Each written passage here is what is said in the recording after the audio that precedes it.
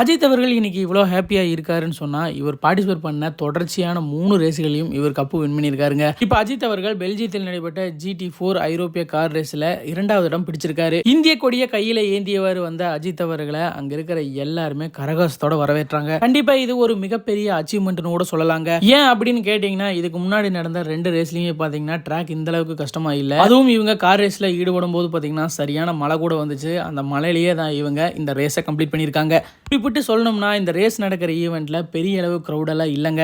ஆனா அஜித் அவர்கள் பார்ட்டிசிபேட் பண்றாரு அப்படிங்கிற ஒரே காரணத்துக்காக அஜித் அவர்களோட ரசிகர்கள் தான் அங்க அதிகமா கூடியிருந்தாங்க. ஏகேன்ட்டு அவர் பார்க்கும் போதெல்லாம் ரசிகர்கள் கோஷமிட்டு வந்தாங்க. அதுக்கப்புறம் தான் அங்க இருக்கிற மீடியாக்கள்லாம் யாரா இவரு அப்படின்னு தேட ஆரம்பிச்சிருக்காங்க. இவர் ஒரு பெரிய ஸ்டார், இப்ப கார் ரேஸ்லயும் பார்ட்டிசிபேட் பண்றாரு அப்படிங்கிற விஷயம் அதுக்கப்புறம் தான் அவங்களுக்கு தெரியுது. அதுக்கப்புறம் பாத்தீங்கன்னா அவர் நிறைய இன்டர்வியூஸ் எடுத்திருக்காங்க. மோஸ்ட்லி பாத்தீங்கன்னா அவர்னாலேயே இந்த ரேஸ் வந்து இப்ப பிரபலமாயிருக்கு. அவர் சொல்லாமே அஜித் அவர்களோட ஃபேன்ஸ் அளவுக்கு மீறி அவருக்கு சப்போர்ட் பண்ணிட்டு இருக்காங்க. இதை பார்க்கும்போதே ரொம்ப சந்தோஷமான ஒரு விஷயமா தாங்க இருக்கு. தொடர்ச்சியா 3 ரேஸ்லயும் ஜெயிச்சிருக்காரு. தேசிய கொடியை ஏந்தி இந்திய நாட்டிற்கும் பெருமை சேர்த்திருக்காரு. சீரியஸ்லி தலை வேற லெவலுங்க.